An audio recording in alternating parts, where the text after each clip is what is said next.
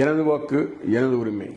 நாளை மறுநாள் நடக்கக்கூடிய தமிழக தேர்தலில் இந்த தேர்தல் திருவிழாவில் நாம் அனைவரும் குடும்பத்துடன் மகிழ்ச்சியாக பங்கெடுக்க வேண்டும். ஏனென்றால் நமது நாடு ஜனநாயக நாடு. நம் ஆட்சியாளர்களை நாமே தேர்ந்தெடுக்கக்கூடிய ஒரு வாய்ப்பு உள்ளது.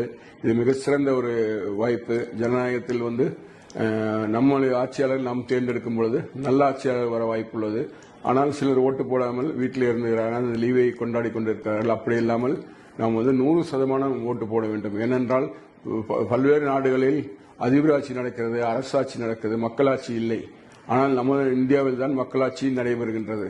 இந்த மக்களாட்சி வேண்டுமென்றால், நல்ல தலைவர்கள் வேண்டுமென்றால் நாம் அனைவரும் ஓட்டு போட்டு அவர்களை தேர்ந்தெடுக்க வேண்டும்.